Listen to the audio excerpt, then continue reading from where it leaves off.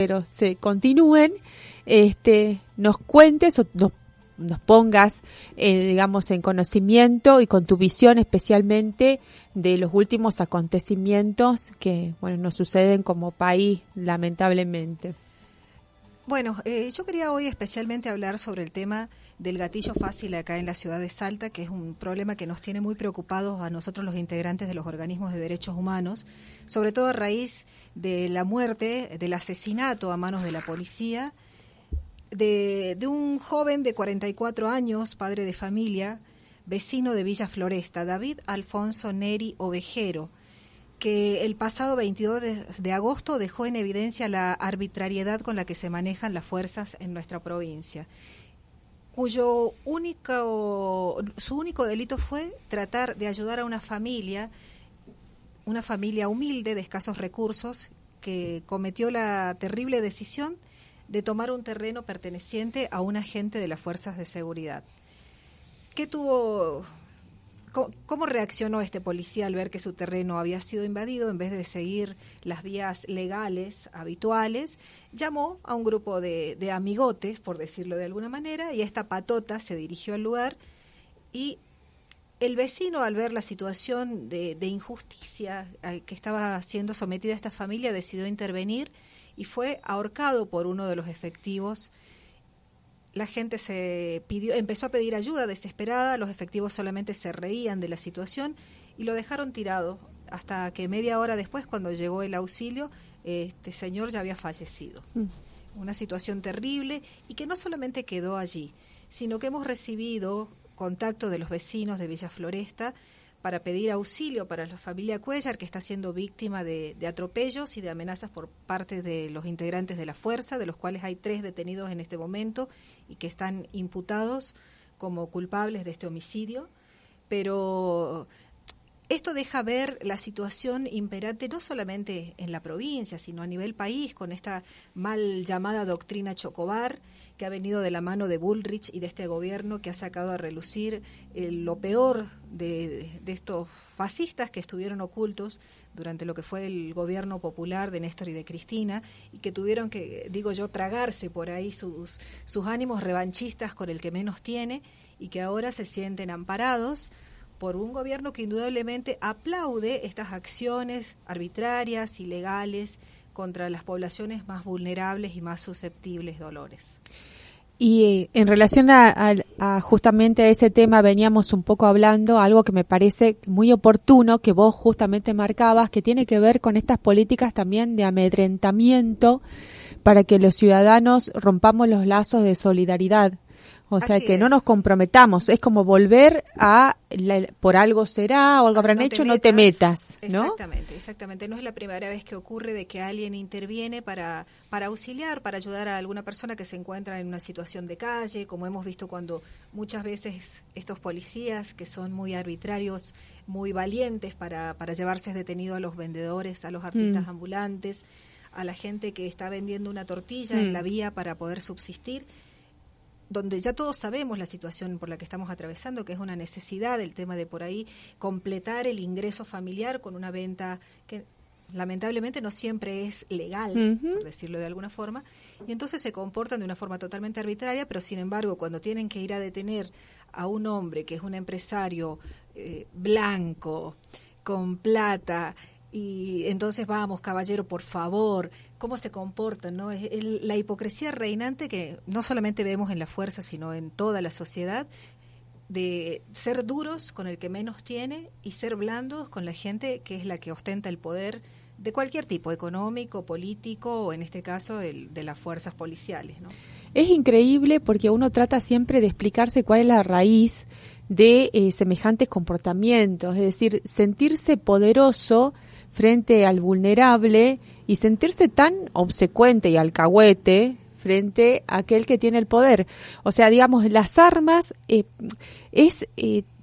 una tragedia a la que asistimos día a día cuando las armas son empuñadas contra aquellos trabajadores que les cuesta llegar a fin de mes y contra los jóvenes. O sea, así es. tenemos adolescentes, o sea, uno que es madre, en nuestro caso, bueno, nuestras hijas son amigas y tienen la misma edad, vemos con estupor, no es necesario ser madre para ver con estupor, pero me refiero que uno lo puede sentir más en carne propia porque piensa que esas víctimas pueden ser las propias claro, hijas. Pueden ser cercanos a nosotros. Porque la motivación para asesinarlos es ninguna, o sea, cualquier cosa, un grito, una carcajada, para una asesinarlos es realmente, o para detenerlos, ¿sí? como en el caso de las chicas que fueron arrestadas y condenadas por besarse en la estación de Constitución. Bueno, y acá en Salta, lamentablemente, no es el único caso de gatillo fácil que tenemos. Recordemos a Nahuel Salvatierra, justamente de 17 años, que fue asesinado en el barrio Solidaridad. Gabriel Mura Ortiz, asesinado por la espalda en el barrio Sarmiento. Diego Federico Quiroga, de 32 años, fue asesinado de 9 disparos. O sea que, además, la hazaña con la que se manejan. Y para cerrar, en lo que es acá en Salta, ¿no? Nahuel Franco, de 15 años, que fue asesinado en Villa 20 de junio. Pero acá también tenemos que agregar esto, el tema de todos estos asesinatos fueron cometidos en villas. ¿Qué pasa con algunos antecedentes que tenemos de hijos de artistas locales y su impunidad? Entonces, ahí seguimos viendo eso, que yo creo, es un análisis absolutamente liviano el que voy a hacer, pero hay una canción que se llama La maldición de Malinche, que es una canción que habla sobre el trato que le damos a nuestros hermanos aborígenes, que no se las damos al blanco y que no se las damos al patrón de estancia, y que justamente dice que somos duros y somos poco solidarios con ese indio que llega cansado de arar la tierra, y sin embargo al extranjero que viene de afuera a robarnos, a saquearnos, lo tratamos como un hermano y le damos muchas más bondades, facilidades, somos mucho más solidarios con ellos que con nuestros propios hermanos salteños, latinoamericanos. Es así, o sea, si uno sigue hablando, digamos, las analogías son infinitas, no terminan nunca. Por ejemplo, el caso de las tierras que tiene Benetton, ¿no? Y que Lewis que tienen en el sur y que en realidad hasta inclusive avasallan todas las leyes constitucionales, que se les permite alambrar lagos y demás, impedir el paso a esas fuentes de aguas potables a las comunidades originarias. Y sin embargo los estigmatizados son las comunidades originarias, que los mapuches son, no sé, solventados por ingleses que en realidad quieren no sé qué cosas, esas teorías conspirativas, pero que prenden de una manera tan ilógica en el imaginario popular de gente que está más cerca de ser un mapuche que de ser un Lewis. Bueno, justamente creo que tiene que ver con la identificación que tenemos con el caucásico, con el rubio. No queremos parecernos que tiene plata. Sí, preferentemente que tenga plata, y que tiene que ver también con esta elección, ¿no? De por qué lo tenemos a Macri gobernando. Y otra analogía, y que esta ya es a nivel internacional, es el caso de esta capitana de barco que tuvo el gesto tan humano de rescatar a 42 migrantes que se encontraban al borde de la muerte en el mar Mediterráneo, y que avisó, no pidió permiso, avisó que iba a desembarcar en Italia e inmediatamente fue arrestada. Y lo primero que dijo a la prensa cuando fue interrogada fue: lo hice porque soy blanca, porque hablo 5 idiomas, porque tengo el pasaporte y porque tengo dinero. Entonces eso nos da la pauta de cómo se maneja lamentablemente este mundo, ¿no? Pero hay que aplaudir esos gestos humanos, esa solidaridad que a veces no termina bien, la respuesta no es la que queremos, pero que nos sigue dando esperanzas de que no todo está perdido, ¿no? Así es, pero también pone en evidencia porque interpela, o sea, ella cuando alude a todas esas características está poniendo en evidencia lo que se toma como digamos, de alguna manera como legítimo y lo que carece de toda legitimidad. O sea, si no se tienen esas características, uno no tiene el estatus de persona. Exactamente, y que son privilegios con los que algunos nacemos y que otros tienen que luchar para conseguir. Por eso, por ejemplo, la lucha feminista, digamos, la gente dice, ¿por qué nosotras salimos a la calle y salimos a pelear y salimos a pedir cosas si en realidad tenemos los mismos derechos? Sí, en el papel están esos mismos derechos, pero en la realidad esos derechos no se cumplen para nada. Nosotras seguimos cargando con más labores domésticas, con el tema de maternar, que es algo muchas veces impuesto, que indudablemente coarta nuestra posibilidad de desarrollo integral como personas. Eso es una gran realidad. Ni que hablar el tema de ser blancos, ¿no? A mí muchas veces me preguntan si tengo miedo de que me pare la policía y demás. Digo, no tengo miedo, pero no tengo miedo Una, porque conozco mis derechos, que en este momento no me salva de nada. Sí, ¿no? Pareciera que no Conocerlo. sirven, digamos. Porque soy blanca, no sé si me están viendo, pero soy blanquita. Ando en un auto que está en buen estado. Claro. Y eso también suma, porque cuando vemos en los controles, ¿a quiénes paran? Es así. Hasta Bueno, eso lo vemos. yo voy a comentar una anécdota porque viene muy a cuento de lo que decís y que realmente sucedió el fin de semana pasado. Bueno, yo tengo un marido que también es blanco y que tiene los ojos claros, Sí, sí. ¿no? Y vivimos en un barrio de la zona norte, un barrio de clase media, Sí. mucha y con también clase media, media baja, Media ¿no? baja. Y que circundan alrededor asentamientos que ya han constituido en grandes grupos urbanos, ¿no? Pero que tienen todas las carencias. Bueno, fue a comprar un almacén, ¿sí? Y en el almacén había un otro comprador, Sí. que estaba con su pareja y que a los gritos decía que Macri, o sea, tenía una actitud pendenciera, ¿no? De que Macri iba a volver a ganar, salvo en barrios como estos, hacía referencia, Sí. donde obviamente todos votaban al peronismo porque eran todos negros y justo entró mi marido a Que comprar. es la excepción que confirma la regla. Y le dijeron, pero vos no, se ve que hay otra gente, dice, vos votás a Macri, qué sé yo. Obviamente que mi marido en ese momento en realidad se quería ir de ese lugar porque no era una situación bastante agradable, Sí. porque ya había una actitud beligerante de Claro. quien estaba a los gritos.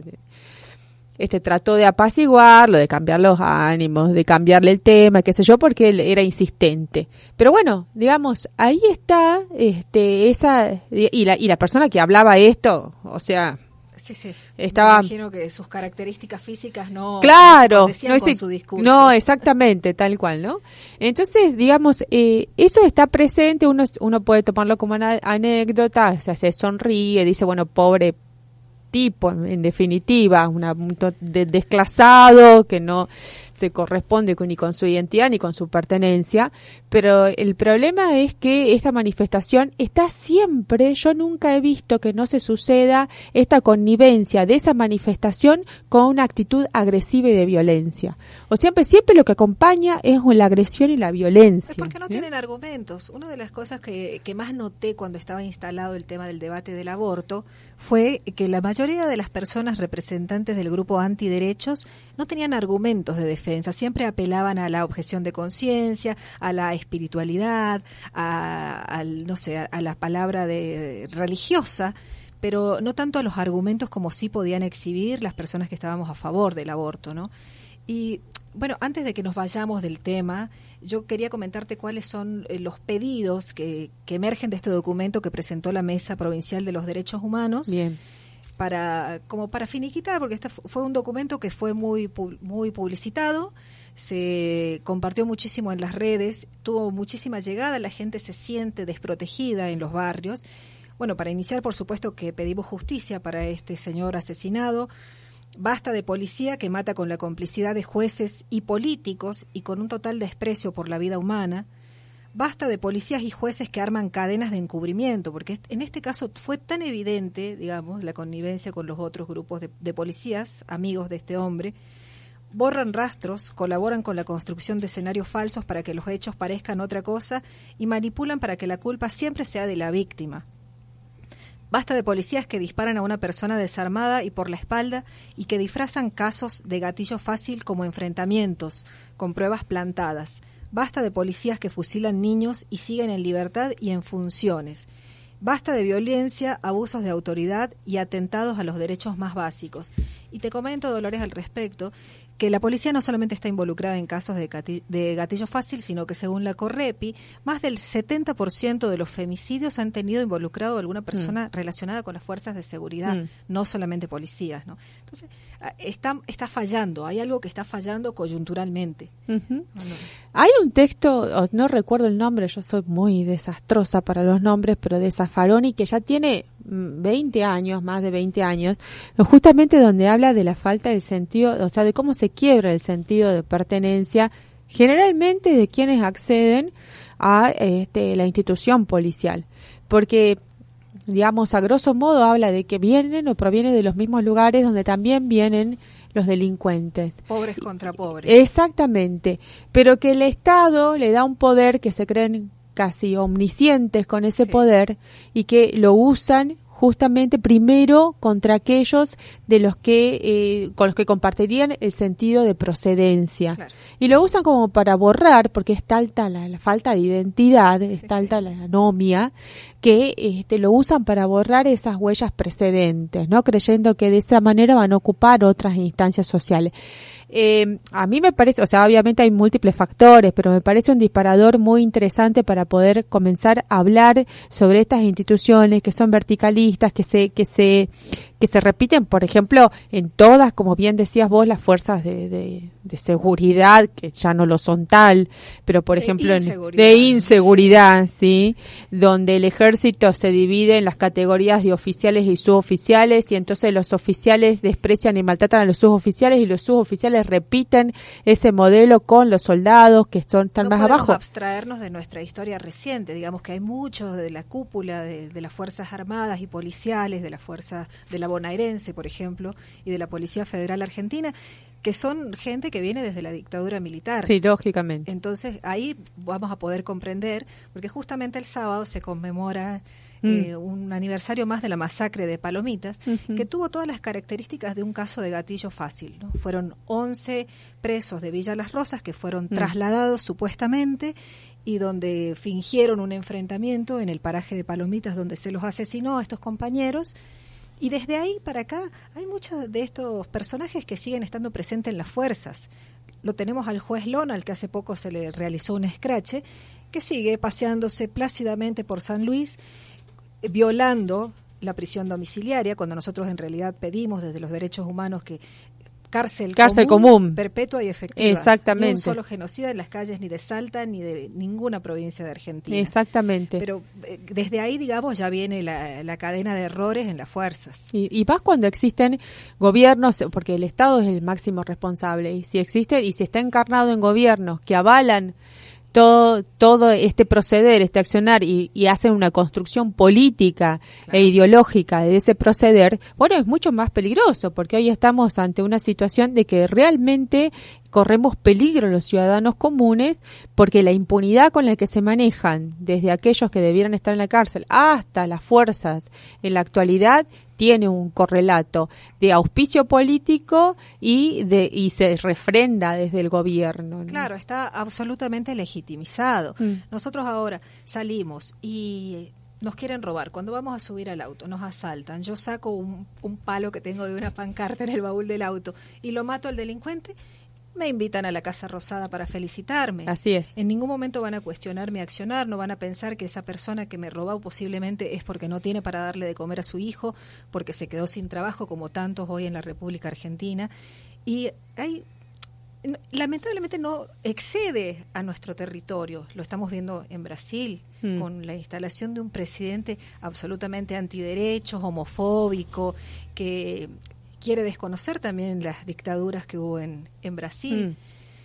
Entonces, ¿qué podemos esperar acá cuando sabemos que tenemos a un lacayo de todo lo peor, de Bolsonaro, de Trump? Indudablemente se va a instalar en la sociedad y hay mucha gente que se siente identificada, así como se siente identificada con que es rubio y de ojos celestes, con esa impunidad que tiene para actuar. Sí, me parece que ahí está el mayor problema, o sea, la permeabilidad de la sociedad ante esas ideas. Porque si no existiera una sociedad que fuera permeable a que ese accionar sucediera, o sea, tendría un corte. Por ejemplo, la marcha del 2x1 tan significativa frenó, ¿sí? Una intención literal del gobierno de beneficiar a los genocidas. O sea, hubo una movilización ciudadana muy grande. Pero eso tampoco se ve reflejado, digamos, en todas las otras acciones que, si bien de manera colectiva o individual expresan un repudio, pero hay una permeabilidad de una parte de la sociedad que no es menor, que justifica ese accionar y que está permanentemente esperando que se continúe como una racia constante de aquellos que ellos consideran personajes deleznables para su comunidad, para su barrio, para lo que sea. Por eso la importancia de ocupar estos espacios y de programas como el tuyo, para que la gente pueda tener otra visión, porque vos acá en Salta te vas a tomar un café en cualquier lugar tenés como información el Tribuno de Salta, que ya sabemos la línea editorial que tiene. Por ahí en algunos el Diario Chico, no sé si los puedo mencionar. Yo menciono todo, así bueno. que... El Nuevo Diario, que por ahí tiene una visión un poco más aproximada a nuestro sentir, a nuestro pensar, y el Clarín. Uh-huh. Y en la tele, sempiterno TN. Sí. Sí, siempre TN. Entonces, la gente, por más que quiera informarse, si no dispone del tiempo y si no dispone de los recursos, va a repetir lo que ve en los medios y es lo que instalan, digamos. Nosotros somos diferentes al otro.